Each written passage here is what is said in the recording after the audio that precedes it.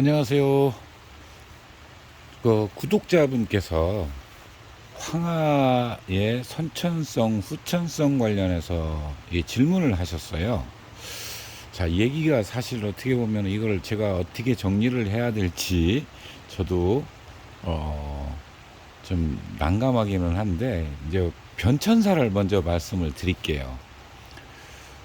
80년대 일본에서 구입한 책자하고 우리나라에서 이제 난과 생활에서 잡지책으로 하기 전에 일종의 개간지처럼 나왔어요.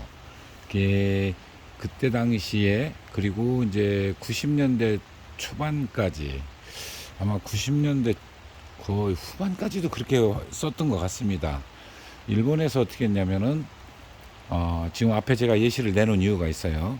자, 이거는 우리가 개나리 새끼 황합니다. 이거는 서소반 계열, 여러분도 잘 아시는 그 신춘인가요? 그거하고 같은 계통의 난초고, 이거는 우리 이제 그 명명품으로 얘기하면은 뭐 천황소나 황금소하고 같은 계열의 난초입니다. 이렇게 두 가지. 그때 당시는 어떻게 불렀냐면 바로 이러한 것들을 후천성으로 불렀습니다. 그러니까 제가 얘기하는 개나리 색계나 유채색은 전부 잎이 무지잎에서 꽃이 처음에 녹색을 갖고 있다가 개화하면서 노랗게 피는 형태를 전부 후천성으로 불렀어요.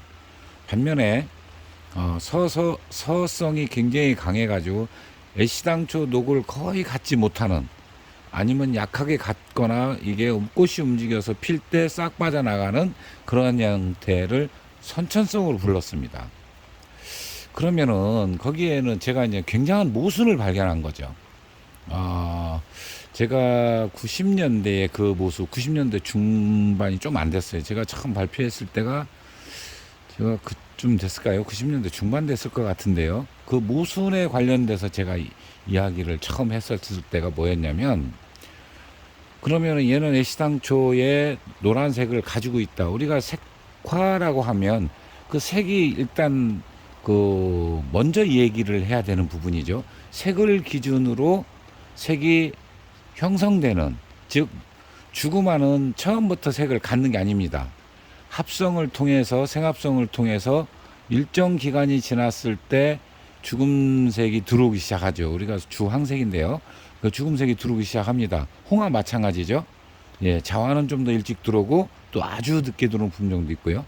이렇게 구분이 되는데, 황화는 육안으로 감지가 안 돼서 그런 미스를 범했는지 몰라도 일본에서는 사실상 미스를 범했다고 저는 이렇게 보는 거예요. 왜 그러냐면 10월 달에 제가 우연찮게 꽃을 그 산에서 깠는데 그 개나리 색상의 황화가 보이는 거예요. 그러면 이게 만약에 집에서 개나리 색계 우리가 진성황화로 핀다면, 그러면 그거는 역시 우리가 후천성이라고 부르는 거에 대한 모순이 발견이 되는 거죠. 그래서 공교롭게 그게 피었습니다. 예, 바로 이제 가까운데 은폴이라는 곳에서 제가 10월 달에 우연찮게 딱 깠는데, 언뜻 처음에는 그 노란 황산반한 줄 알았어요. 그런데 색상으로 봤을 때 이거는 개나리 색상, 그 색상의 황하였던 걸로 제가 보이는 거예요. 그래서 다행히 꽃대가 하나 남아 있었죠. 그 남아 있는데 그거를 피워보니까 개나리 색계 황하였던 겁니다. 그러면은 9월 달에도 색이 있을까? 그래서 차광을 한 상태에서 9월 달에 깠는데 색이 들어 있었습니다. 그러면은 이거는 굉장한 모순이죠. 그러니까 엽록소가 벗겨지는 걸로 따져서 그랬다면은 그 후천성이냐 선천성 따졌을 때 개나리 새끼가 후천성이라는 말이 그 이야기가 되지만, 색소량을, 그러니까 색이 들어있는 시점을 따진다면 이 두 아이는 둘 다 선천성이 되는 겁니다. 그래서 최근에는 제가 그걸 쓰지 않습니다. 2000년 이후부터 거의 쓰지를 않았어요. 왜 그러냐면 색이 처음부터 두 가지가 다 있는데 엽록소가 하나는 벗겨지는 시점으로 후천성이라고 그러고, 그렇지 않고 연하게 가지고 있어서 빠져나가는 걸 선천성으로 한다. 이런 모순이 있다라고 제가 본 겁니다.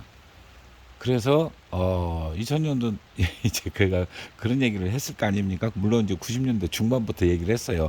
씨알도 안 먹히죠. 그때 뭐 제가 30대 초반이었는데 뭐 어디 가서 얘기한들 이야기가 먹히겠어요. 다 비웃었어요. 예, 말 같지도 않은 소리 한다고 왜 그런 소리를 하고 괜한 엄한 소리를 듣냐고. 물론 지금까지도 뭐 여러 가지 이상한 소리를 듣기는 하지만 그때는 뭐 굉장히 심했죠. 젊었으니까 더 심하게 저한테 얘기를 했죠. 대놓고 뭐라고 하신 분도 있습니다. 근데 제가 연구를 거듭하고 확인하고 확인 작업을 하고 하는데 똑같은 거예요. 그래서 제가 그런 얘기를 했어요. 9월달, 10월달 만약에 자생지에서 완전히 묻혀 있다면 저는 그거를 그게 개나리 새끼 황화지를 구분을 할 수 있습니다. 이렇게 얘기를 했어요. 그런데 특이하게요. 유채색 황화는 색이 들어있는 건데 이게 일반 그러니까 우리가 이제 진성황화, 이제 가성황화 그러죠. 그러니까 가성황화하고 진성황화하고 색상 구분이 안 되는 거예요. 그게 언제 그건 되느냐면 11월 달 빠른 데가요. 약간 그 방향이 동쪽 방향이거나 동남쪽 방향에 있는 난초들이 빨리 움직여요.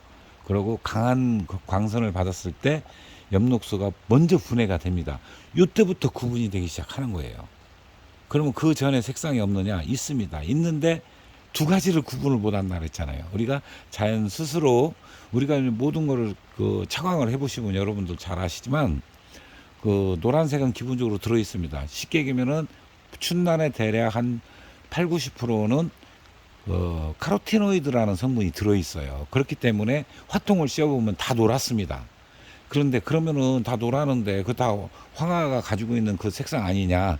그 색상이 좀 다른 부분을 제가 감지하는 건데 그거는 뭐냐면 엽록소가 제 스스로 분해되는 그건 유전적 형질이죠. 특징이고 그렇게 벗어지는 것들은 그 색상이 달라요. 그거를 익히려고들 저한테 배우러 오신 분들이 많았던 겁니다. 초창기에.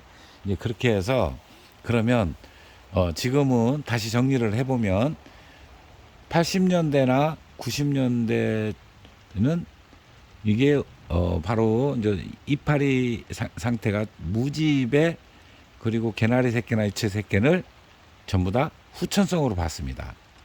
그리고 우리 그 서가 강하게 남는 그런 품종에서의 엽록소가 연하게 아주 그 굉장히 연해요. 연하게 가진 상태에서 그러니까 이건 뭐 화통을 안 씌워도 될 정도 되죠. 그런 상태로 색깔이 드러나는 것을 선천성으로 봤습니다. 그런데 여기에 굉장한 모순이 보였기 때문에 제가 그거를 색으로 할 거냐, 엽록소가 벗어지는 걸로 할 거냐.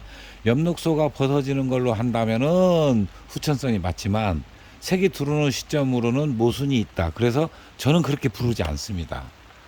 요게 제 생각입니다. 이건 저의 생각이고 많은 분들이 제 생각을 따라오시는 걸 알 수가 있어요. 도움이 되실려나 모르겠습니다. 이게 대략 제가 볼 때는 한 두어 시간 얘기 이상 해야 맞는 건데 최대한 압축을 해보면 그렇습니다. 제가 뭐 예를 들어 대본을 가지고 얘기하거나 뭐 메모를 가지고 얘기하거나 이러면 괜찮은데 머릿속에 생각나는 대로 막 얘기하기 때문에 때로는 이렇게 좀 알아듣기가 쉽지 않은 부분도 있을 거예요.